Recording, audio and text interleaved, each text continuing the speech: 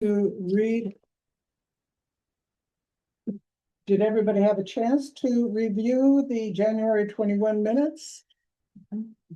Yes. And has everybody had a chance to look at the agenda? Are there any questions about either one?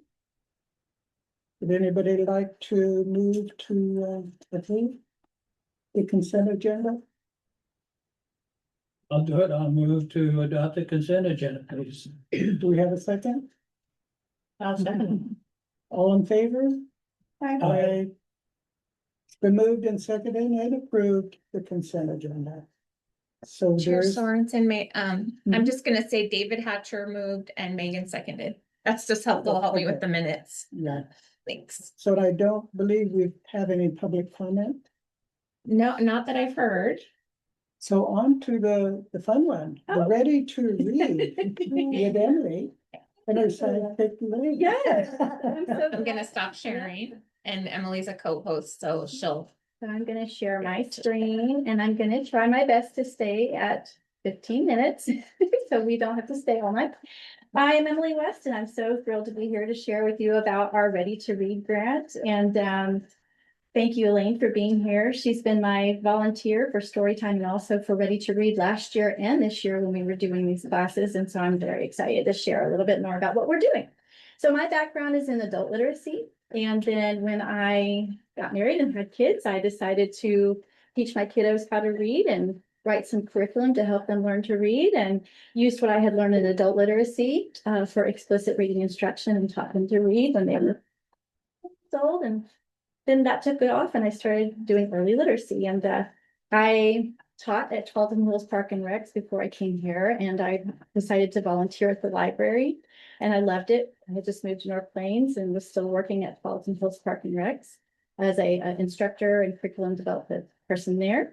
And then I got hired at North Plains Public Library. Thank you, Robin, and everyone involved in that, to serve as our first library assistant and an early literacy specialist. And so I've been doing story time and all sorts of youth programs For years now. since 2016. So this is my 10th year volunteering and being on staff. So I'm thrilled to be here. I wanted to just share a little bit of information with you today, and I'm going to ask Elaine to help me with some of this as well. Let's see if I can get this to turn. So we have something called the Ready to Read grant, and it is a state-funded grant. There's no competition. Basically, you look at the goals of the grant and you apply for the money that is there for you based on your area. So it's focused on helping kids learn to read or supporting older kids in improving their reading skills. And so for us, because it's based on 80% based on the number of children that we're serving in our area, 20% based on the geographic area that we have for North Plains, we receive $1,127 a year. So that money is very well spent. You're going to find out. We also have some funds that we put towards this from the library as well to kind of help support what we do with this grant. It's all directed for early literacy or teaching kids to read or improving their reading skills. And we basically fill out an application, say this is our plan. It has to get approved through the state library. And we're also required to give an annual report on what we did and how we measured what we did. Yeah, and it's the only direct funding we get from the state Yes. for our absolutely. library. Yeah, Wow. yeah. So, and it's a really great way to communicate with our state library as well. I've developed a lot of relationships and just having that opportunity to share what we've done. And I will say what we do here is very unique. And we are state recognized in what we've been doing. And I think after a conference that's coming up in April, we might be a little more than state recognized. So we'll see. What do we do with our Ready to Read funds here at North Plains Public Library? Well, in case you didn't know, in 2024, our National Assessment of Education reported that Oregon has the 4th worst reading proficiency in the nation. What that means, yeah. And, you know, think about that. Think about being 4th worst in the nation for reading. And we think we're so, you know, just with it, right? Yeah. But this has been a situation for quite a while, and some of this is COVID related and some of it is not. We are only above West Virginia, Alaska, and New Mexico with our reading proficiency. So it's been a real passion of mine, obviously, because I started in adult literacy and family literacy, that we help kids and adults even learn to read and be effective readers so that they can be successful in their lives. Something that you may not be aware of is one of the reasons people have trouble reading is we have this assumption that reading comes easily for a lot of people, and it really doesn't for a lot of people out there, kids and adults. About 40 to 45% of the population needed explicit instruction to really become a proficient reader. And I think there's an assumption even to this day that kids and adults will just pick it up as they go. Oh, they'll pick it. And so I think that's slowly changing over time now that we're seeing that this is a real challenge for our state. We're starting to see that we need to do explicit reading instruction, but the Ready to Read grant helps libraries to support that goal as well. Let's see. Oh yeah, this is really fun. Hopefully you're seeing my screen. Yeah. I feel like we have some really great partners in our Ready to Read. We've been working with the Portland State University in their special ed department last year, and I'll explain a little bit more what we did with them last year with our Ready to Read funds. We work with our local schools and preschools and other organizations within North Plains and our surrounding area. We work very closely with our families, and we definitely work closely with the state library to make sure that the Ready to Read funds are being utilized in the right way. This is a big slide, sorry. You can have access to this later and watch this later if you'd like.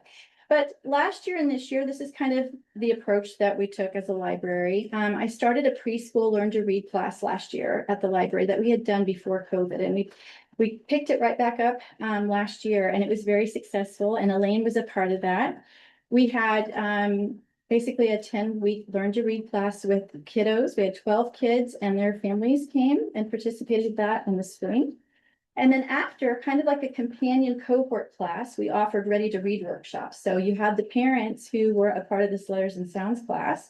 They also joined us in these Ready to Read classes where we brought in Portland State University, and we really taught parents and family members how to teach their kids to read at home. So they weren't only learning to read in the library with me as a reading literacy specialist, they were learning to read at home with their families, being very engaged, providing hands-on activities and educationally sound material to do so. So that was really impactful. Then this year, because we're trying to meet the needs of our readers, not only in preschool, let's get kiddos that are struggling to read in elementary school. Let's touch on them, because now we know, okay, if the fourth graders are the ones that are having the difficulties in that proficient reading level, let's meet them at their school. And I got a chance to meet with the principal. She was on board, and we came in, Elaine and I, and came in and we did what was called our Leader Readers Club at North Plains Elementary. And 8 kiddos were chosen. They were fourth graders who were having some challenges in reading. And we came up with a pretty cool model, and I'll share a little bit about how that worked later. We hope that we can, go ahead, Sarah. Is it fourth grade because that they were the ones impacted by the pandemic, Yeah. right when they were in kindergarten? Yes, Or right when they were in the absolutely. where they would have been in the beginning of the Learn to Read. Yeah. Yes, a very good point. So we wanted to help them. Most of them were reading on a second grade reading level. I can share that with you. And so we had we had some challenges. So it was very interesting to see what we could do with them and what we could do in a matter of a couple of weeks. So can't wait to share with them. So moving forward, we're going to do another Letters and Sounds class, we hope. We're going to bring that back down to the preschool level. So we're kind of meeting those kids that are starting kindergarten. Hopefully they will be able to learn to read before they even start kindergarten. And so they will just take off and just with flying colors know how to read. And so hopefully that snowball effect will occur. When they get into fourth grade, they'll be proficient readers. So we're trying to meet the needs of our community on different levels and in different age groups. Yeah, very few preschool resources here in North Plains. Yes. We don't have very much childcare with that have these sort of skills to teach kids early literacy. So Absolutely. they play a big role. Absolutely. And preschool's so expensive. And so just think about what we're doing for free. We're offering amazing classes and information for families and teaching a kid to read for free before they even start kindergarten. That can be pricey with a tutor or daycare or preschool. Yeah, it's pretty cool. So then we're going to have to look and see how we're doing. So I put a Shubert cycle in there for continuous improvement. We'll reflect and evaluate and continue to do our ready to read reporting at the end of this year and start planning for 2027. What does that look like? We've got preschoolers, we've got fourth graders. Who knows what we're doing? We're gonna plan it though. If I can just add one thing, the other thing I felt was really important, my background's early childhood. I was a preschool teacher. Fourth graders, that's kind of getting to the edge of when they get past fourth grade and realize they're not able to keep up with their peers. You start really seeing them backslide. So that's why fourth grade I thought was a really good time to step in and give those kids that confidence. Absolutely. That's a really good point, Elaine. And we know that kiddos who are struggling to read, once they get into fourth, fifth, and sixth, are more likely to be our kiddos that drop out of high school and don't continue with their education. And that was who I had in adult literacy. Was Bless you. yeah, were the kids, were the people that dropped out because they did not feel like they could keep up. Again, you know, some learning challenges, maybe some learning difficulties, but they were lost in the system. So there's a myth, in case you haven't heard, that after third grade, students stop learning to read and they start reading to learn. But if you don't have those basic decoding and encoding skills, that is not actually what's occurring. So a lot of kiddos are expected to read fourth grade, fifth grade, sixth grade material. They can't encode and decode these gigantic words because they weren't given that explicit reading instruction when they were young. So that's what we're trying to do now. So here's some critical pillars of reading. They all have to happen at the same time in order for someone to be a successful reader. We're not just talking about phonics. We're not just talking about phonemic awareness. We need to be looking at text comprehension, fluency, vocabulary, oral language, and writing. And this is where the science of reading really comes into play. The science of reading is not a curriculum. It's really a new look at how we teach people to read. It's based on your oral language, your vocabulary, what you've been exposed to, story time, reading books together at a young age, and then building on that by helping them understand phonemic awareness, how letters make sounds, how sounds make words, how words make sentences, and how that basically teaches us things. And writing is really important as well. So we're doing this at story time. We're doing this on the preschool level, and now we're doing this at a fourth grade reading level. So an old way of looking at teaching to read was kind of a whole word approach. We would say, this is the yellow box on the right is kind of the old world approach. This is the word mat, say mat, memorize mat. Now when you see mat, you're gonna know mat. But that really didn't work for everyone, again, because explicit reading instruction isn't occurring when you say, memorize a word, look at this word. What you really want to do is what's on the left. You want to help folks decode and encode. What is the sounds of the letters and how do you put the sounds together to make the word? It's really teaching them a secret code. And that's more of the science of reading approach, is breaking the code, helping them to know, hey, we're going to teach you a code and it's going to work on little words as well as big words. So what did we do this year that was different? We didn't do our preschool class just yet. Instead, we went into the fourth grade class at North Plains Elementary. And this was the model approach that I chose. We would start each session. We had 2 hours with them, essentially. Elaine and I would go in, they'd get a snack, they'd have a recess, and then we would have a motivational kind of talk about why are we here? What are we doing? You're the leader readers. How do you feel? It was after school. How do you feel about reading? The first week, oh, I don't like it. It's okay. You know, those kind of answers, right? Why are we here? My mom signed me up. So working with the principal, they knew that they were coming in, but they didn't really know what we were going to do at first. The kids didn't know. And then I explained to them that what we're going to do is you're going to learn how to break down gigantic words. And you're going to learn how to work on your fluency and your reading comprehension. And we're going to use the science of reading. And I used that wording with them. I was very transparent.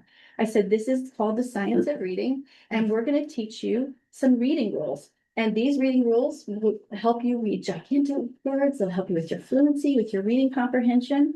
And that was great. And then I really surprised him when I said, and you're gonna teach kindergartners how to read. Really? So that, I have to say, was the most powerful thing that we did, is when they realized, oh my goodness, I am a struggling reader, but I'm gonna work on my reading for sure now because I'm gonna help a kindergartner learn to read. And so they were paired up with a kindergartner. And so each week we would learn how to break down gigantic words using reading rules, right? They learned that model of how you do that with words that are on a fourth grade reading level. But then they learned how to do that with a kindergartner who was just learning to read. And it was the coolest thing ever to see this. And instantly they were motivated because if you know this, and you know this, when you're teaching, you're learning. And so it instantly just put a bright star over their head. That's why I put stars in there. Oh. So each week we did a motivational talk. We talked about a reading rule. So for instance, one week it was about digraphs, 2 letters that make one sound.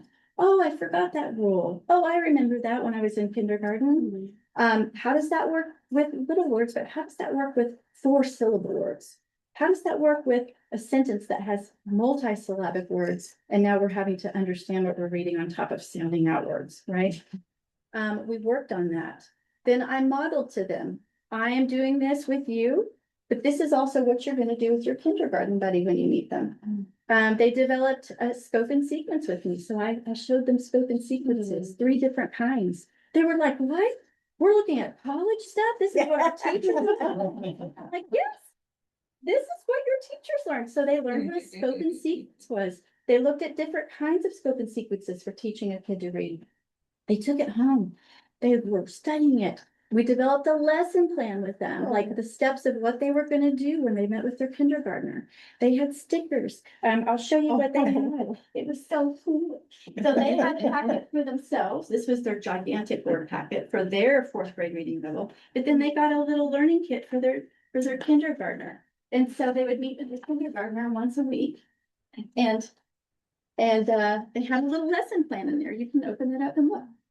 Thank you. It's been around since I've been asked. Was it on grade level kinders or were they low? They were challenged. Thank you. Good. To say that. Yes, they were challenged readers. So here you are mentoring. I used to have a challenge with reading. Let's talk about that. How can I help you feel better about reading? And so we had lots of fun little engaging activities, games. Another thing they had, sometimes I'd let them borrow. I didn't tell everybody this is the library, but sometimes I'd let them borrow games to use with the kindergartners. And then we would This one doesn't. let them do the thing. They'd come back, we'd do a reflect, we would evaluate how it went. No, they're different. They're all different. And so one of the things that was really neat is Elaine, she can talk to this. Elaine, what did they say after they did their first meetup with their kindergartners? Do you remember what some of them said? No. Some of them said, oh, I was so nervous. Or we had an interview sheet for them to fill out. And they said, I didn't know how to spell all the words that they told me. Yeah. And I said, that's okay, oh, I forgot their name, so. And I said, well, that's what it's like sometimes when you're teaching, you've got a new kid and you're getting to know them. So they really started to feel like they were a tutor or a teacher of these kiddos. It was pretty good. Is Yes. this like part of the $1,000 or whatever the Yes, grant you that's paid for perfect. this kind of stuff? Yes, absolutely, yeah. And so, And they were able to take these packets home. yes, yeah, so they had their So packets, they could take them home, they could study, they could. And work then with they their had parents. Yeah. And they had their own gigantic word packets and we would do reading passages.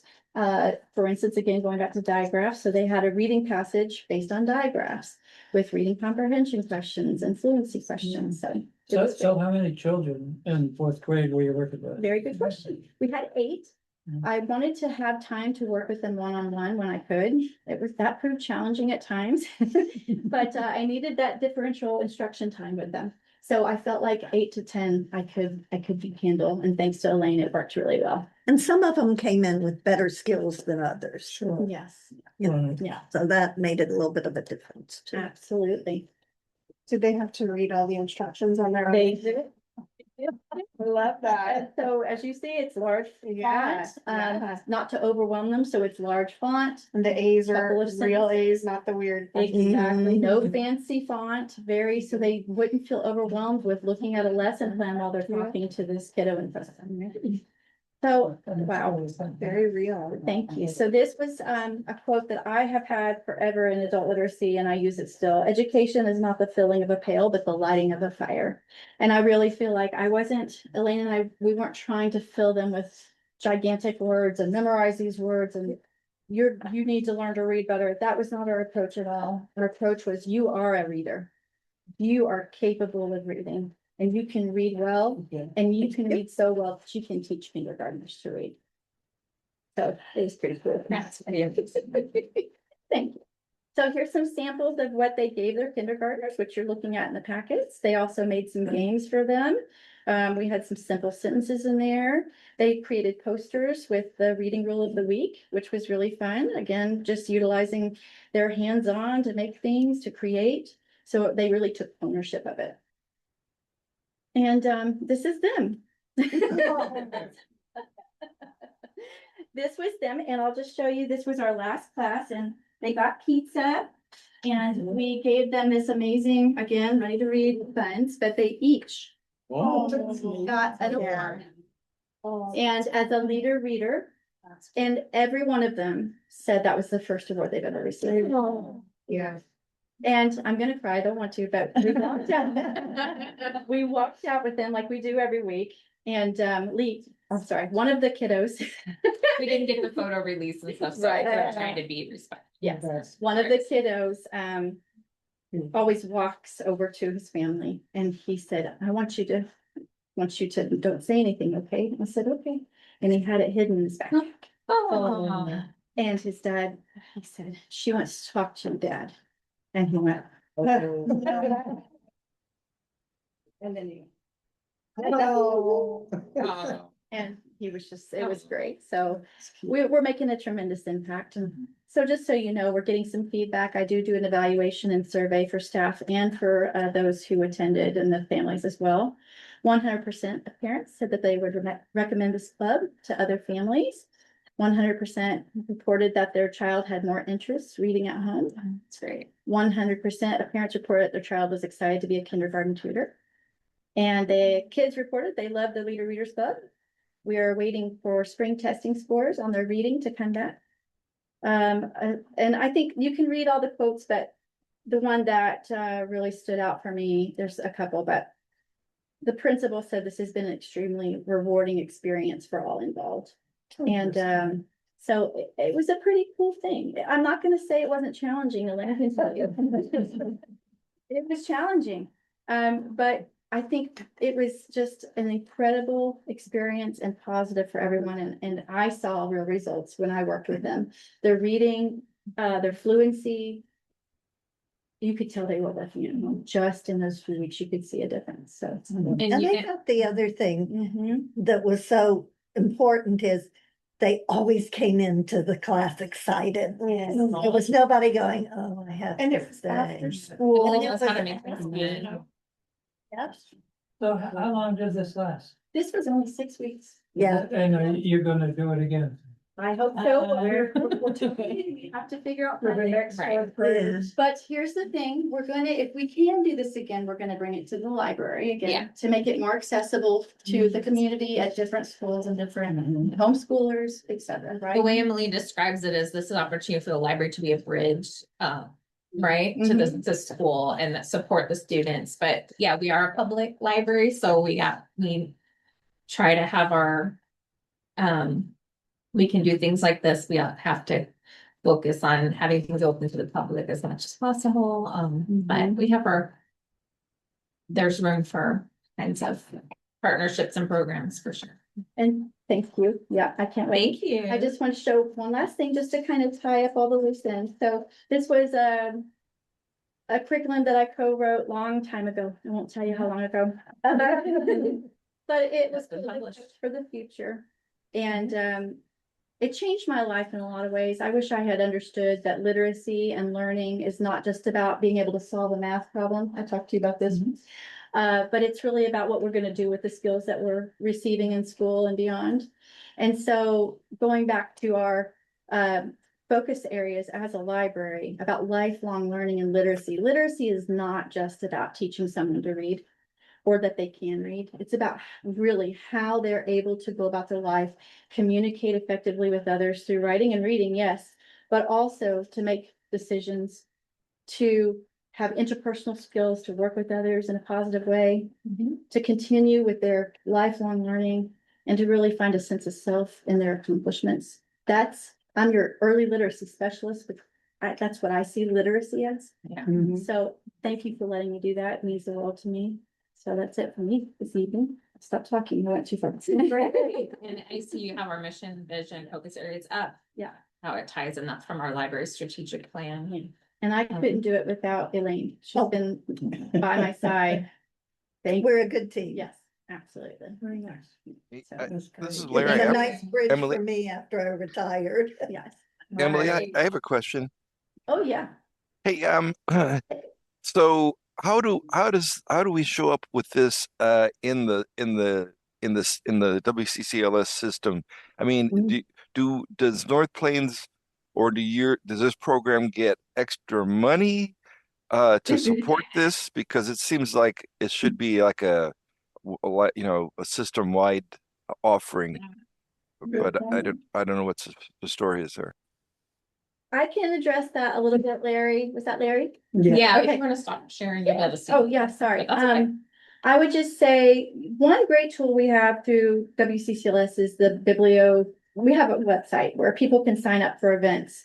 And when we did this during COVID, folks from all over could sign up for these letters and sounds classes by registering online. We had people from all over during COVID. We had people from all over the nation and even one person from South Africa.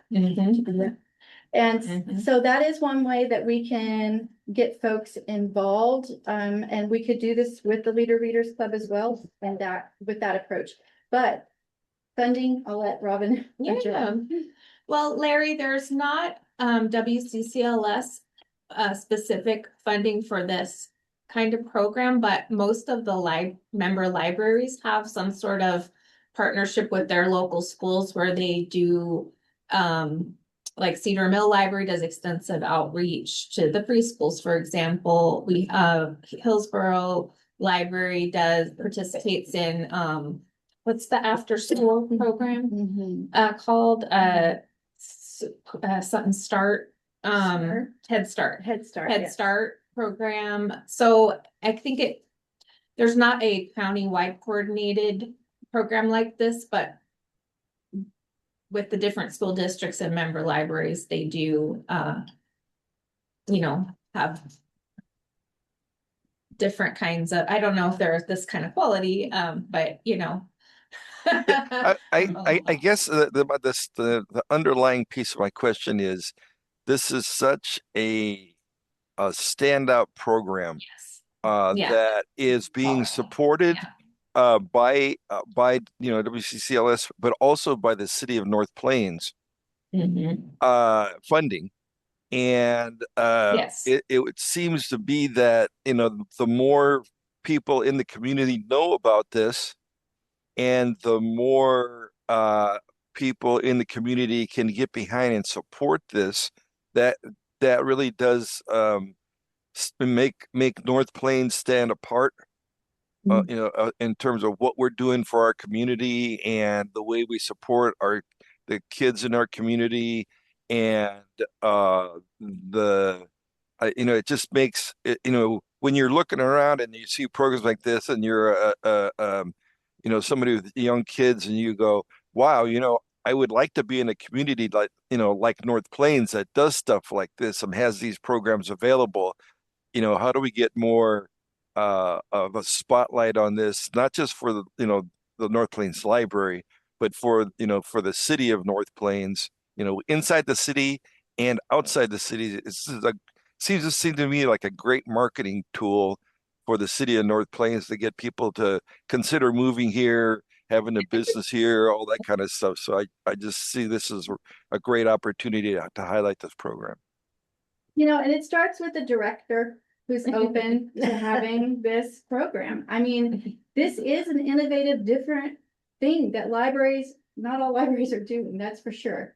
And so, you know, I also, with Robin's support, I have the opportunity to go and do a 3-hour workshop on this at our regional, is it PL? It's the Pacific Northwest Library Association and Oregon Library Association joint conference. Mhm. Emily's doing a 3-hour workshop to teach other librarians around the state and out of the state for this one, because it's regional, how to do Great. this. So that's, Spread the word, Yeah. yes. I think that's the long story short of what I'm trying to share with you all is I Get more. see libraries as that bridge. yeah, That we could be that missing component of teaching kiddos to read while they're in the library.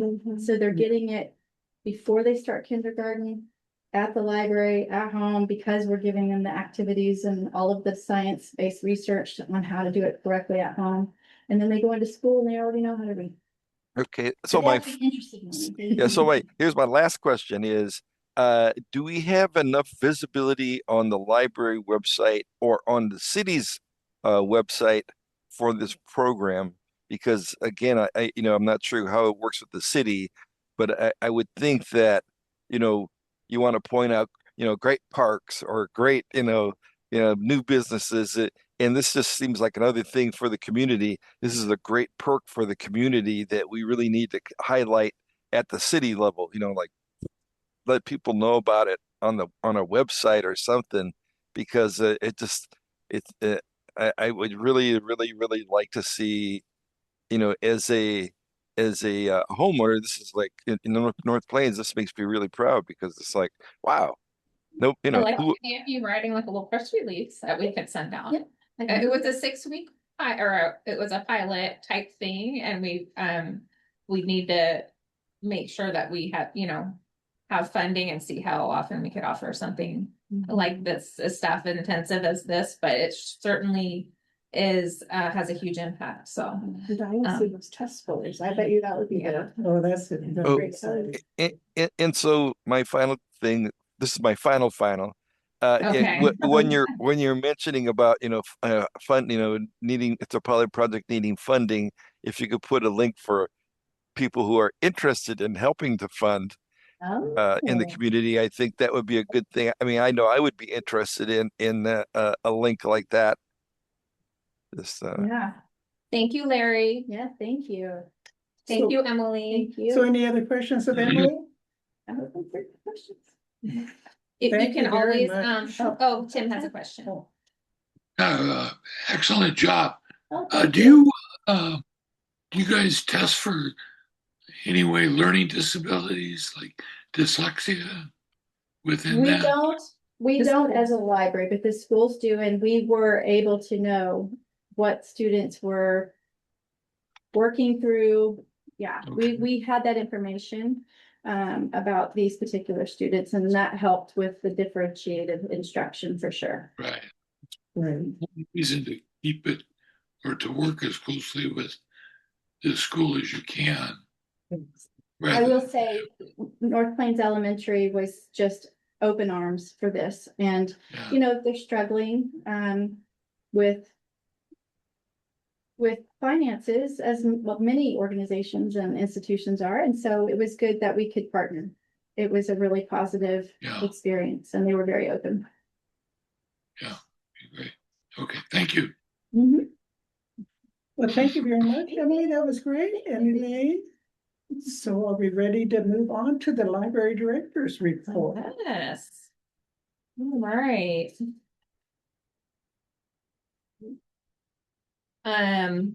Something that in the report that I did announce to you all last month is the trip to DC, where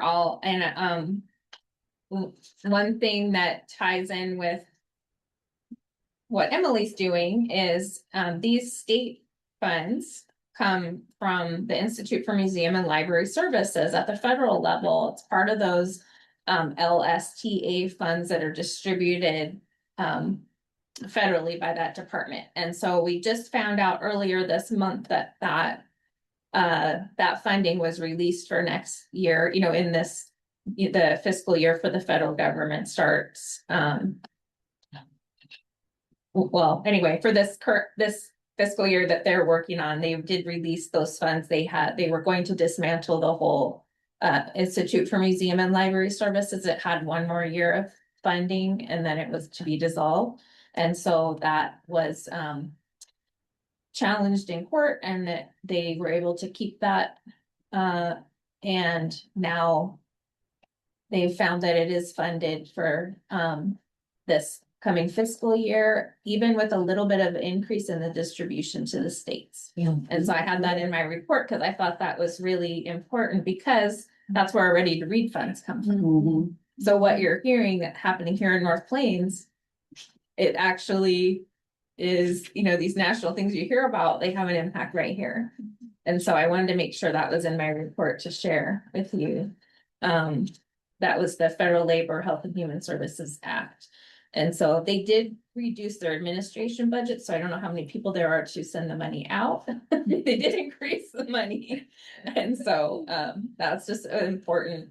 And then you have a little photo there, but Congresswoman Bonamici came to give the city a check for a project and her staff asked if I could give her a tour of the library. And so I certainly was happy to do that. And she was very complimentary of our library. I definitely mentioned how we prioritize early literacy, and that how we have wonderful early literacy specialists to do that. So, and about our grant to make the accessibility improvements that we've done. So I was really proud to show off the library to her.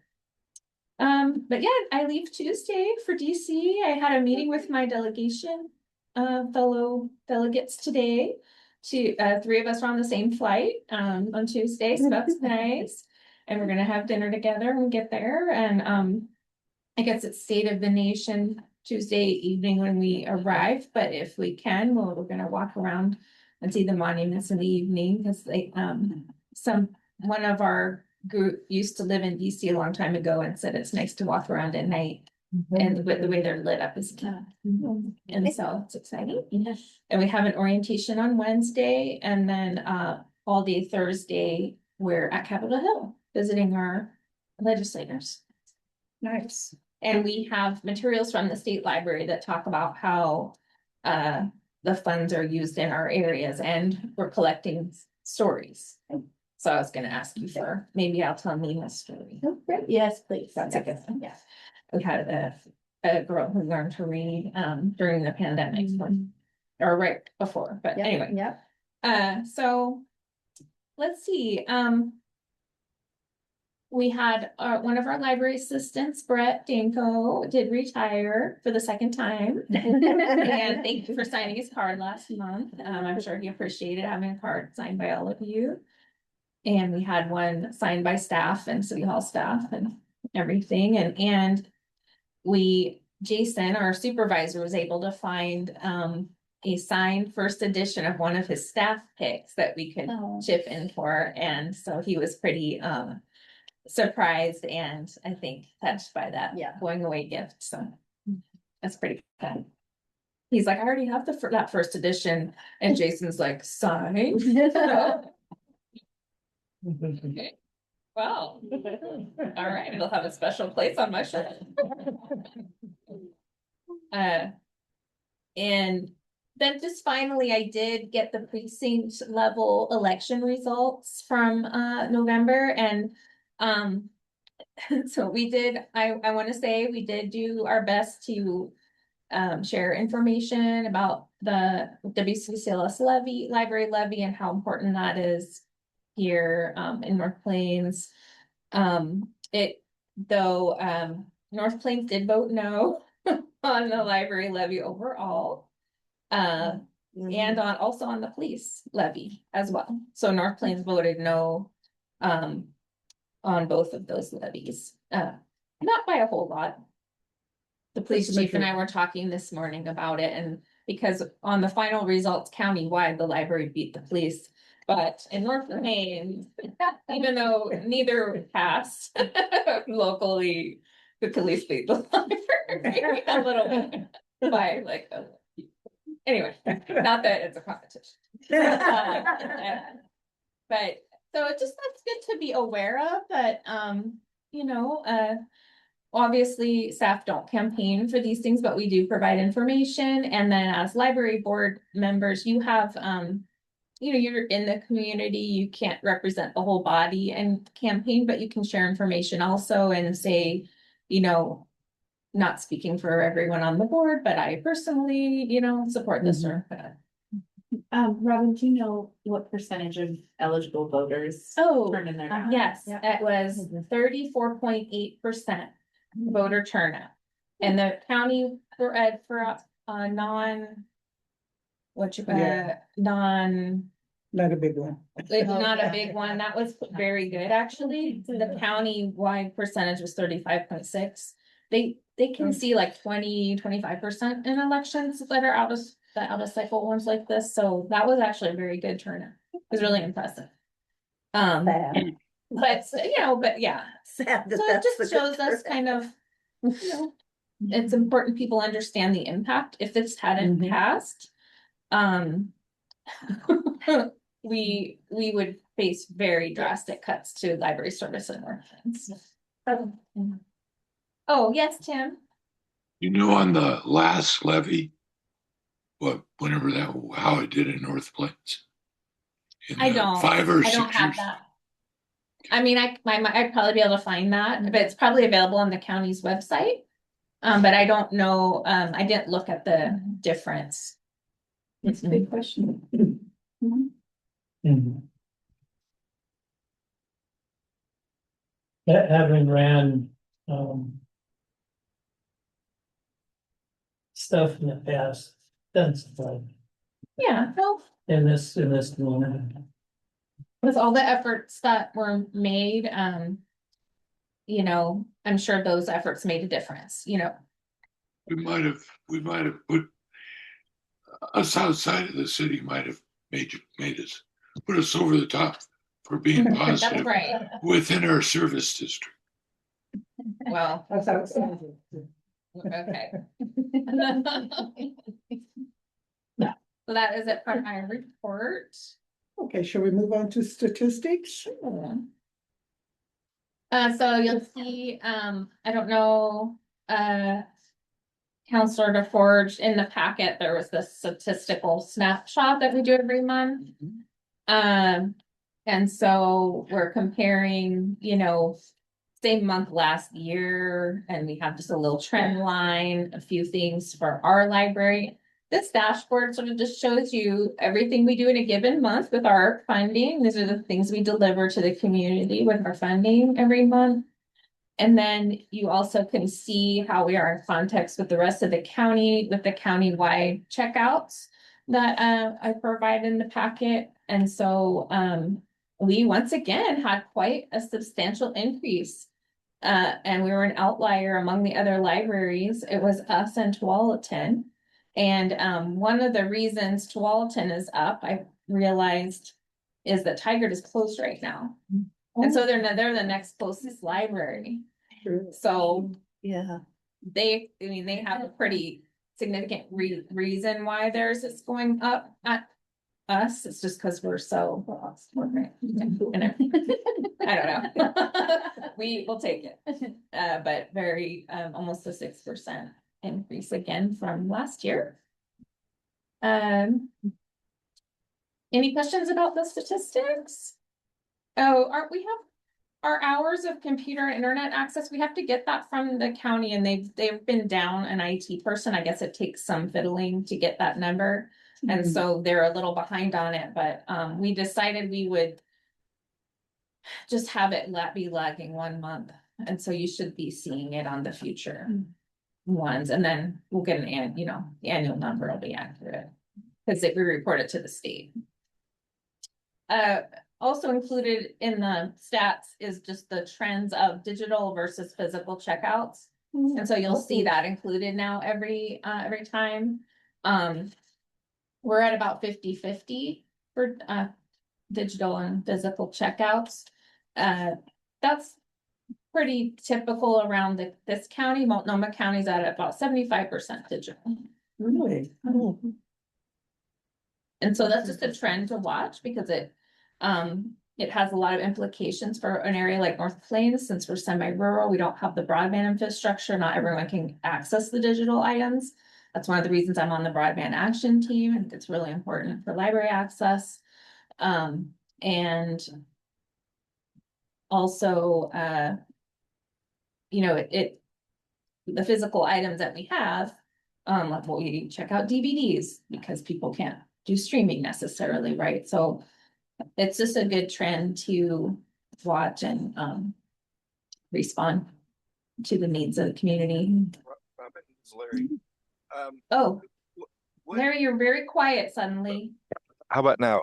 Yeah, Better? that's better. Okay. What is okay? My wife is a avid Libby user, but she uses her WCCLS ID, right? Her library Yeah, ID. she uses, Okay, yeah. but the thing is, she doesn't go through the library to use Libby anymore. She goes directly to Libby and signs in.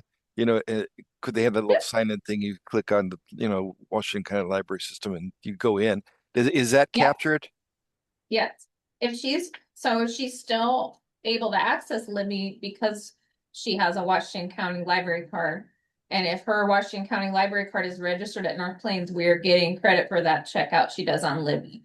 Okay, and the same thing with the Press Reader, because I use Press Reader a lot. Yes.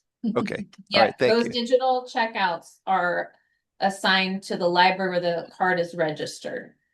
So if like someone got their library card in Hillsborough, but they live here or they moved here, Hillsborough is still getting that checkout, but you know, It's all good.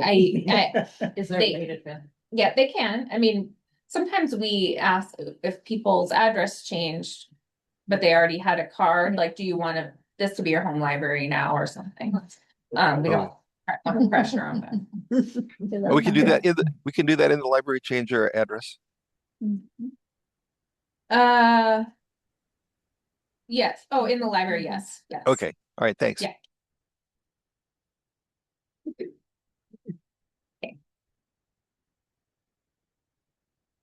So on to the finance report. Yes.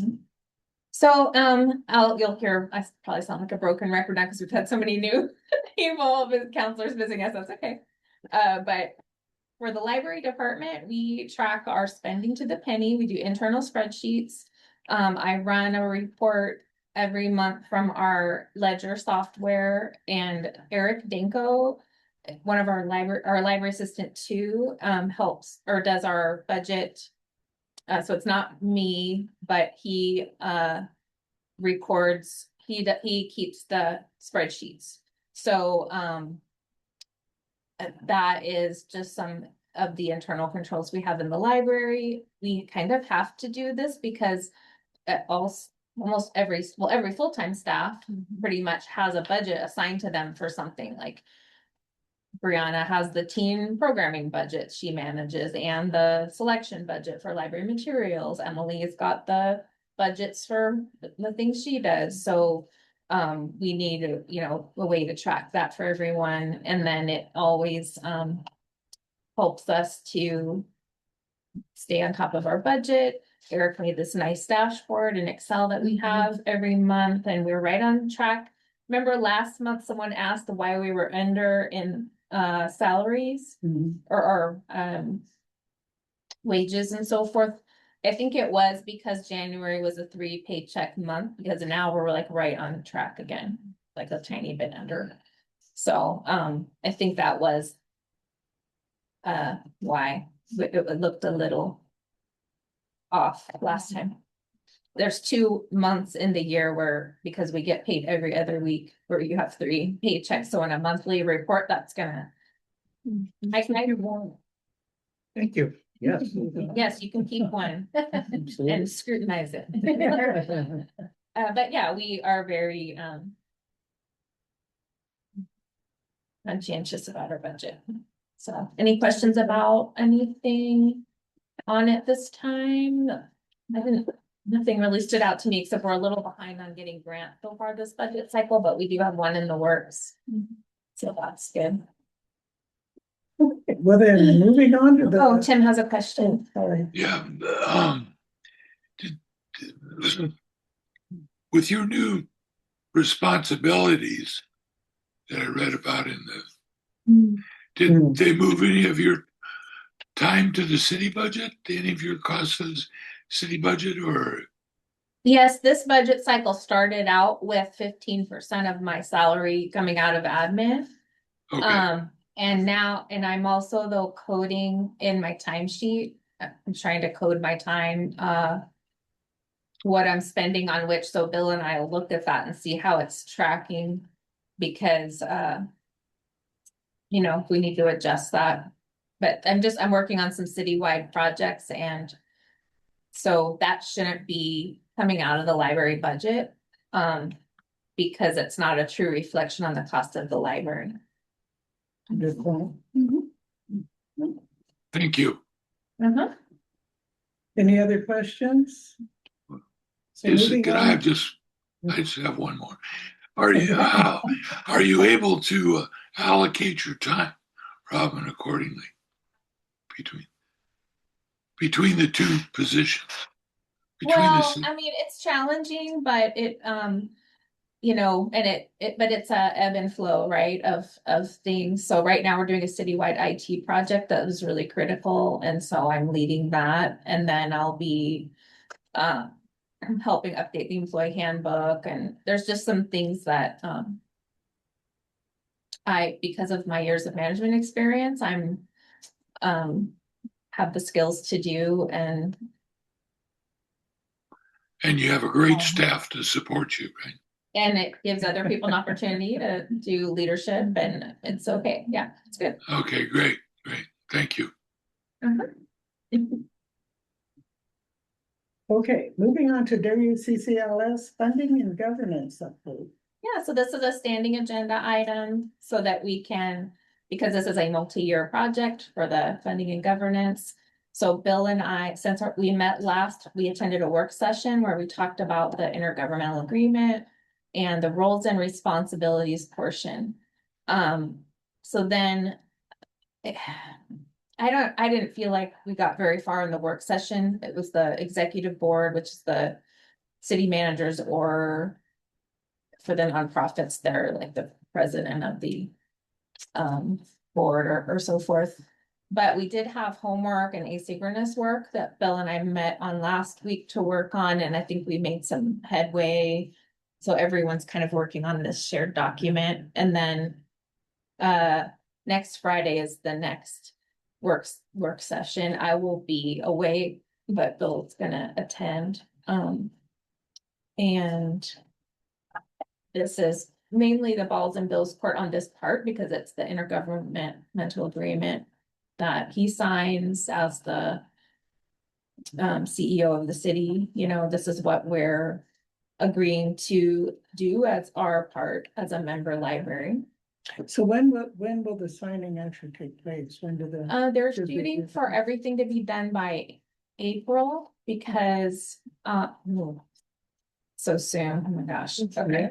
Well, because I mean, this agreement begins July 1, and you need time to communicate with your elected officials and other stakeholders. You know, I want to be able to review it with you all, get any feedback, but this is and the city attorney may need to look at it, that kind of thing. So they need a good month probably to have between when it's done and when it's this final signing is for communication and. Okay. So is that done like every year or every 2 years or? It's how long? it goes on the same cycle as the levy, because Okay. this is the agreement that's how, you know, to be a member who's getting this allocation from the Mhm. levy, this is what we're agreeing to provide. Okay. It's our side of we get the money, and this is what we're agreeing to provide. Any other questions? Okay. Well, so we'll move on to the interlibrary loan centralization. This one should be interesting. So this is a short presentation. We knew because we had Emily's presentation that we chose one of our future agenda items that wouldn't take very long, but when this topic came up a few months ago, there was a lot of interest in it. And so I wanted to just be able to spend a little more time to answer your questions. So I will just run through it. So first of all, one of the questions we had was, there was some confusion over what does interlibrary loan mean?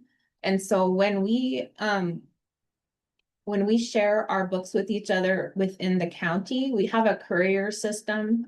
It's paid for by the county, centralized. Well, interlibrary loan is anything you borrow that's outside of the county. So if Washington County Library System doesn't have it, you can still get something. There's a service called interlibrary loan. And so to find it on our website, this is what our homepage looks like. It's under the using the library choice here, this facet of the website, and then it brings up this menu here, and you can see interlibrary loan is on there. And that's our library picture. Oh yeah, that's our library. Go back. That's fine. Look, that's us. Okay. All right. And so then when you click on interlibrary loan, this comes up and it'll say 4 steps for you. So first you choose your pickup location.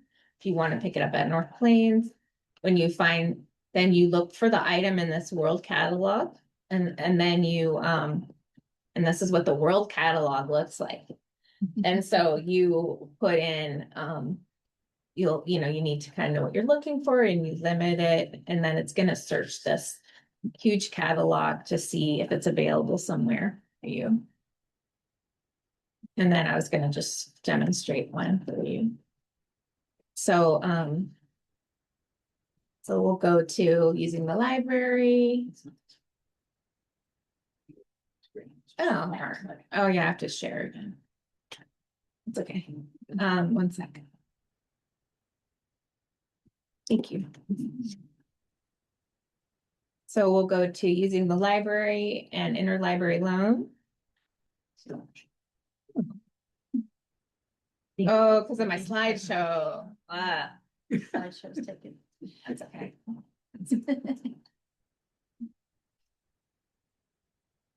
Okay. Yay. All right, so that's happened to me before and I just forget. So we'll choose our pickup, or we'll choose our pickup location, North Plains Public Library, and it's going to take us to World Cat. Okay, don't look.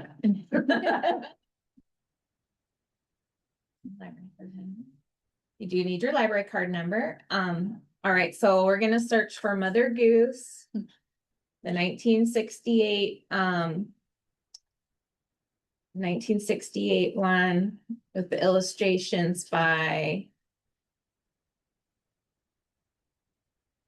I can only remember the first name. I could put year there, but that's fine. That's good enough. Okay, and we'll search. Oh, no records.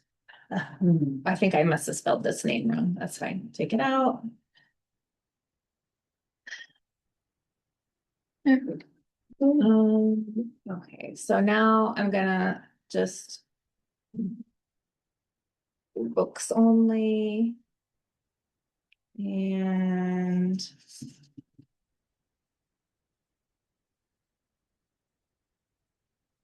you didn't spell it, did I? There's one. 5 down. Well, Well, well, let's just say, I'm gonna look. Let's just say it was this one. and there's motor. All right, so say it was this one, and so it's gonna say how many libraries worldwide own it.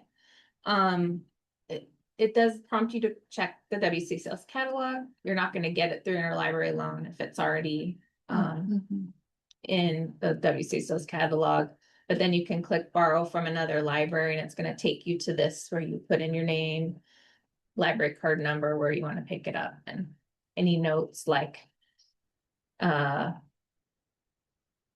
don't know, make sure it's paperback. And then so that's how that works. Go back to the presentation.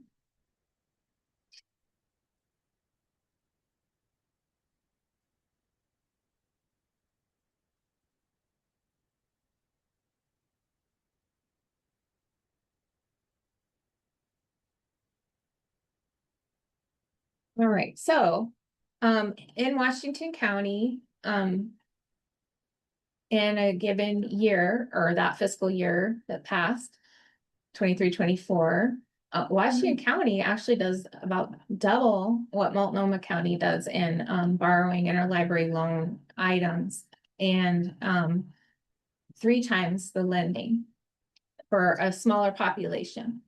So if Multnomah County had it, would it still be considered under ILL?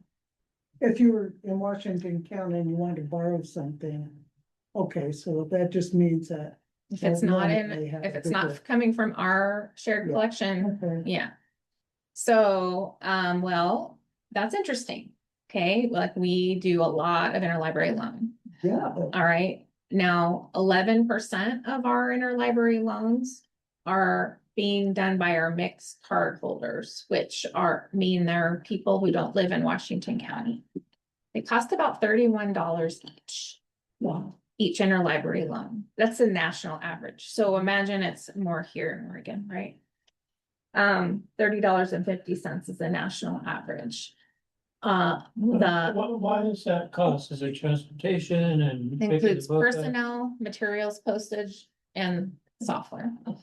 So, Oh, I see. that's about 4 full-time people and 2 additional full-time people at the county level for this. So there's been an effort to centralize this and try to look at what's happening sometimes is someone who lives in Multnomah County but has a Washington County card, because we do reciprocal. They are doing an interlibrary loan, say for Garden Home Library, because it's right on the border. The book is coming from their home library to Washington County, and it costs us $31 or whatever. And so we're kind of like, is that really how we want to be spending the Washington County tax dollars? Not really, could just go to your Multnomah library. But they don't Multnomah realize. County. But yeah, people don't realize. And so like, how can we address this and make it more fair? Okay, so there's some changes coming to interlibrary loan. We are updating it, we're centralizing it, so it was where every library did their own. And now WCCLS is doing them. We were one of the first libraries to convert to this method. It really, ideally, people who are doing the who need this service won't notice any difference. They're gonna place it the exact same way. It's just gonna go to a different spot when they hit submit. It's gonna look a little different when they get it on the hold shelf. We are enforcing the limit of 5 total at a time. And at a time, not a year. oh no, at a time, 5 active at a time. But some of the new conveniences is you can now return these to any Washington County library, not just the one you borrowed it from like before. There's a different way if you wanted to renew it. There's a slightly different procedure. And then this is what the new strap will look like. So for North Plains, this will save us about 50 to 60 staff hours a year. You know, it wasn't a huge amount, but we had 1 hour a week dedicated to it. And then there's some other costs, the postage and the, whatever. So about $1,200 to $1,500 a year that the centralization will save our library budget. But by centralizing it and also looking at maybe limiting the people who live outside of, Washington County. Because they don't, Multnomah County doesn't let Washington County residents do interlibrary loan from their land. So we let them So do we're it. So it's just kind of, the main thing is we want people to have their books. So we got, but also I think we all agreed that it was reasonable to say, if you live in Multnomah County, please go to your closest Multnomah County library to pick up your interlibrary loan. We can still help them do it. It's online. I mean, we can go to the Multnomah County website and help them make it. We would just ask that they please drive that extra 5 minutes to their library. Because it does add up, it's 11%. And so, just some little changes to be good stewards of our tax dollars, and that is some more information about our centralization of interlibrary. Okay, any questions? Robin, I have a question. Yes. And so, because I do a lot of research and I don't always get my books from the library. I get a lot of online books and online publications. So, is there any way to kind of prioritize the results so it shows that the book, right, if it's in a PDF or EPUB form, that comes up on the top, so that the borrower can borrow, still get the content, but it doesn't cost the library as much. By EPUB. You can limit in the WorldCat, yes. Yeah. And you can do an interlibrary loan for a document. It does not cost $31 to do that. We just email it to you. Or CCLS does. That's a good question. Yeah, if you want us to show you WorldCat, staff can help you with that anytime.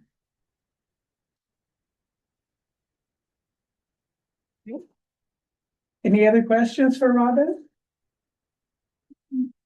Well, thank you very much, Robin. That was interesting. For our topics for future discussion, volunteer recruitment. I think we need Jason to be here for that. We wanted Jason to come. I put Chair Sorensen and I meet once a month to go over the agenda.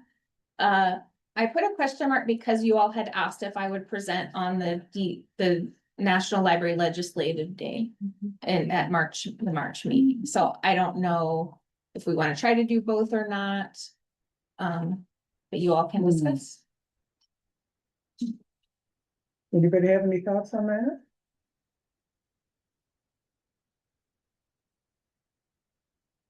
We're just a bunch of thoughtless people.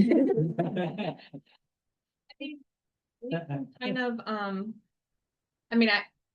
gonna be doing a presentation for the Oregon Library Association on the National Library Legislative Day. I'll see how long my presentation is and when you and I meet, Bridget, we can see what we think would fit within our time frame that we try to go for an hour. Because as far as I know, the volunteer staffing is okay at this point, isn't it?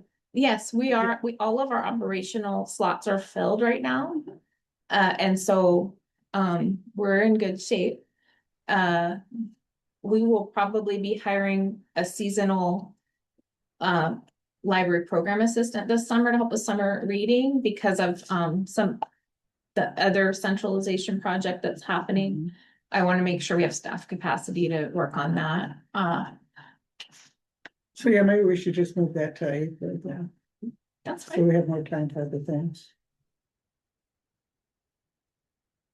Reconsideration of library materials policy. And we had talked about doing that sometime before the next banned books week. That's usually end of September, early October, So we have time. but we can do it anytime. This is the process that we have. If people want to remove a book from the library, this is the process we go through, and we were gonna, I was gonna make sure the library board knew our policy on that and what we do in that case. And maybe if we need to update it,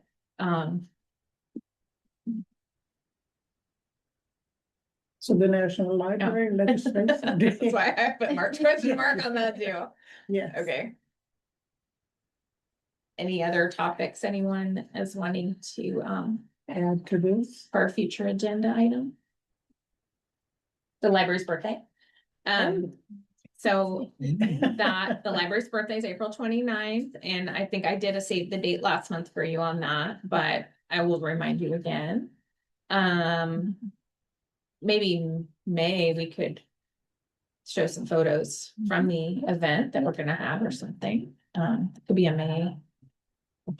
How old is the library? It's gonna be 20, No. so it's a big birthday. Yeah, so we're having a big celebration. Emily is helping or leading, I would say, co-leading that with the Friends of the Library who are funding that celebration. It's gonna be a lot of fun.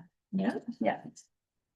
Big surprise. very exciting.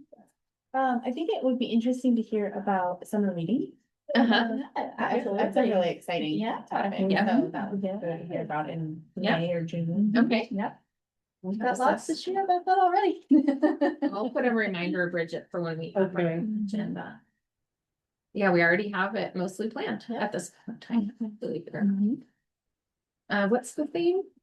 Plant a seed. Plant a seed read. Yeah. Thank you. Okay, Kate's working on a reading box. It's exciting. The community garden was fun. Yes. Yeah. Is there anything else on that? So announcements and information, Friends of the Library. David, do you want to do a Friends of the Library update? I know you're not on the board, but you're a volunteer. I think the main thing is that we've moved out of the yellow house fully. Yay. There's still So some, glad. I've been yeah, like there's worried about still, someone there's still some, falling on. there's not operational stuff, but little, Yeah. Bits and pieces. yeah, bits and pieces, but we're here. Setting up computers, I've set that up over Yeah. here in the corner back there. Mhm. I'm still kind of tweaking, there are Windows 10 machines, and so. Oh, We're purchasing that's right. You're getting the some 11. refurbished machines That's with right. Windows 11. So, the machines we have now were donated, to us from the library. Mhm. So they've served their purpose really well. Yeah. They're looking at opening up, the annex as a bookstore, in April. It's exciting. April now? That's my Yeah, I think so. understanding, yeah. Yeah, and they wanted to do it just before the birthday, so. Okay, yeah, we hadn't had a firm date. I know that they Yeah. had floated around March and then, Well, But- yeah, but it's really making. yeah, this is a progress. a target date. Sure. But I mean, we're moving along, Yeah, Mhm. yeah, we Pretty can walk good. over there again. You'll see the difference from last month. yeah. I know book sales are down. I hope the bookstore will really help with that. Mhm. So I don't know. They had their board meeting last Monday and I attended as their ex officio. As the ex officio to their board meeting, and so they do have. They've done a good job fundraising and they have some savings. We're looking at asking them to help with a paint job of the interior of the library, which they're really willing to do. We'll be asking them for some scholarships to send staff to the conference we were mentioning, Pacific Northwest Library Association, Oregon Library Association Joint Conference. Because it's in Portland, I'd love for as many staff as possible to be able to go. And they have a budget for that. Also, they've already given us $10,000 towards library materials this year. Oh, nice. So great. And if you're not a member of the Friends of the Library, there's a website. They have Please join. Yeah. They have a wonderful board, very active. And it's a great, Yeah. it's a really, every cent that the Friends, all their fundraising, it enhances the library services for the public. Either it's more materials to check out or more programs, training for staff, the kinds of things that really make a direct impact. Mhm. And they have great leadership. Yeah. Mhm. Yeah, That's wonderful. Yeah. really well organized. Any other questions about the Friends? Moving on to the ex officio, the Counselor Mark DeForest. So what happens now? Do you guys want to know what we're doing on council? Is that what? Yeah, it's your opportunity as a liaison. Okay. You're representing the body and you can give this board an update of what the council's up to or Gotcha. the city, what's going on in the city that you think they might be interested The two most exciting things, in. if this could be called exciting. TGM and audit are kind of two big projects going on right now. So TGM is an ODOT type project that talks about urban growth expansion in the community. And I'm on it, and I think Megan, are you on it? Megan and Ally were sort of switching Yes. off Okay. for which, Right, so right, Ally attended the first. right. Megan's the alternate. Gotcha. And let's see here. I would say it's an interesting project, and we're thinking through all the things that go into how to grow and what sort of values we want to have in the community. And I think my job, as I'm actually the TGM representative from the council, is I try and make sure that decisions don't get baked in so that it shows up with pre-decided to the council. So what I try and do is I'm trying to work with the council and gather what their feedback is, and talking with them, they care about crime. They care about how, if there are new businesses, how that utility rates would impact citizens in town. They care about jobs. We want to make sure that if we expand infrastructure, that we can pay for it, right? Because one of the things that can happen with growth projects is you get the money to put it in, and then you can't maintain it. And then you either have to raise taxes or you don't maintain your infrastructure. So those are some things that we're thinking through. Right now, we're in the early stages, and I expect around June, we're going to have some sort of decision. Audit is another one. Actually, any questions for me on TGM? Can I just do one clarification? Yes, So ma'am. the PAC that you're participating in won't make a decision, but they will, they can make a recommendation to the planning commission, who would then make a recommendation to council, who would then make the decision. So that's kind of how that Yeah. pathway is. Yeah. It's Larry. I have a question. And Yes, is sir. how does the community get their input? Is that the council that is that the the group that you're kind of part of? I'm just trying to figure out. It's great that you're getting feedback from the council about what they want to see, but how are you getting the feedback from the community about what they want to see? So the city representatives selected civilian representatives and business representatives to participate on the committee. And that committee also allows public comment. So in the first PAC meeting, you had people chiming in and offering their feedback. So there's opportunities to participate. And I would also say that, so we have another meeting coming up in March, and you can also go to city council and do public comment. So when do you have a meeting time, and that is that if somebody wanted to go, where would they find that information? At this point, I only know that my next meeting is in March. Rowan hasn't selected a date as far as I know. Oh, And it'll be noticed. at Yeah. least a week in Mhm. advance. If you go Yes. to the city website and type in UGB, Mhm. it'll go to, Somewhere. I think where it's specifically called concept planning. And then you'll see the calendar, and you'll probably see notices there. Oh, okay, thank you. Chairs, Bridget, I just wanted to add one thing to Larry's question, because there were three community engagement events and a survey before this PAC started. So that was just another piece of the public input Yes. That's true. Okay, if there's no more TGM questions, I'll go to the audit.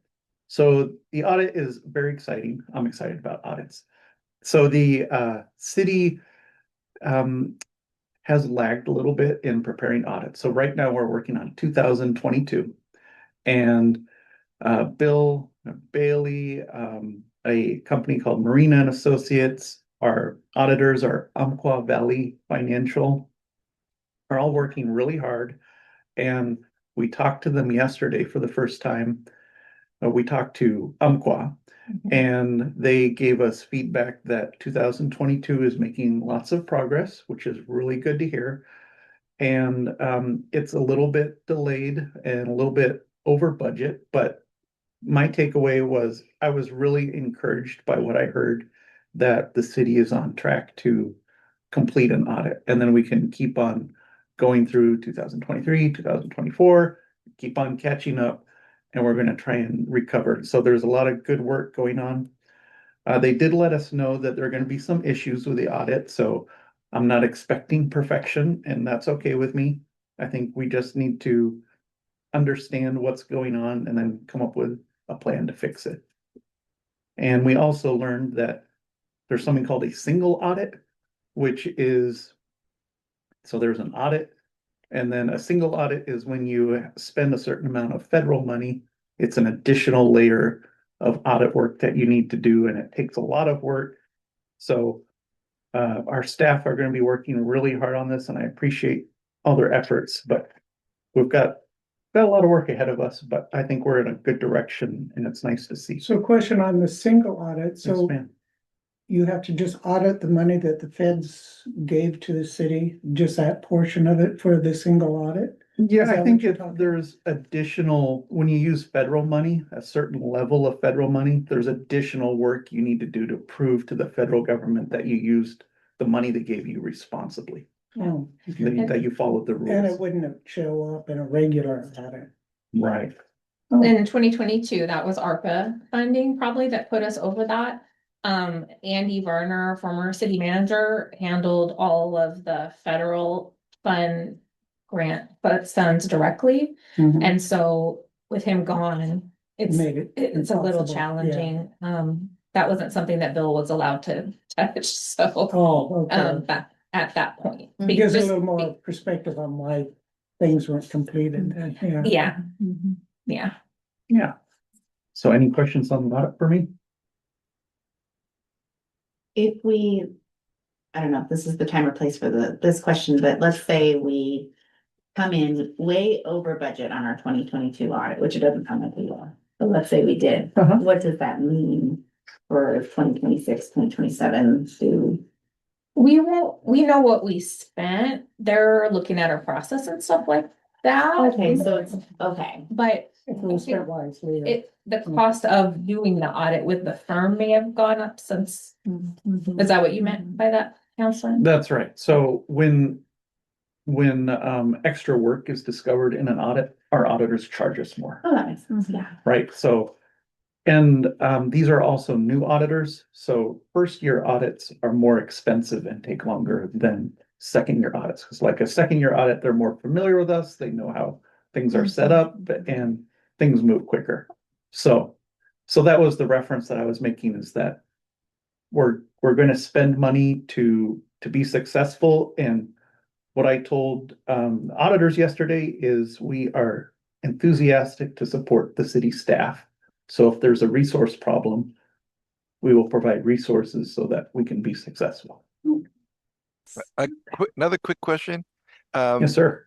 Does this impact the city's ability to get additional state or federal money while this audit process is in play? In other words, are we in any kind of jeopardy here for additional grants or funding from the state or feds?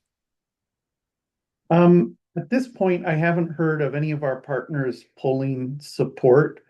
It is an area of risk because I think the state of Oregon has rules that they could withhold funds if we don't complete audits. So it's important for us to complete these, and I think Bill and our staff and the council, everyone's taking it seriously, and so we're working really hard, and I expect that we'll be starting to complete audits in about, my guess off the top of my head is about 6 weeks from now. You're gonna start seeing audits start to come through, and then about 5 weeks later, you'll see the next one. Hopefully, that's a really rough timeline, but I think we're gonna, over the next 6 months, make a lot of progress. That'll make everyone feel better. Thank you. Any other questions? And we'll move on to the good of the order, general announcements. Are there any? There was a new counselor selected last night, if any of you weren't here when we mentioned that, so, Anna Warrington is her name. And so she'll be sworn in at the next meeting on March 2nd. Okay, And then we'll have a complete council 7. Sorry. I don't want to jinx it. And I believe then, staff is gonna work on photos, because I couldn't find a photo of Anna Warrington to show you. We did a slideshow of everyone's picture last month, for the board. yeah. I found one, view online, so I'm where I found everybody, so I'm like, this is what it would look like, we will get proper photos at some point, so. Okay, I don't think I have anything else. all right, so our next board meeting is scheduled for March 18th. Hopefully nobody has any problem with that. I So have, I have a real quick parting question. My last board meeting is going to be the June meeting. And do I officially hand in my or I'm not resigning. My resigning. my Unless, are you leaving early? no, Oh, I don't okay. think, I mean, I think my stint is done in June. So, but I am not going to be re-upping. So, I just want to make sure I'm giving enough notice so that the replacement process can be initiated. Oh, Thank you. Okay. good point. We probably need to put that for future discussion. Yeah. Yeah. Okay, so next board meeting, March 18th, and we can adjourn at 7:30. Okay. Thank you all. Thank you, everybody. That's right. Thanks for the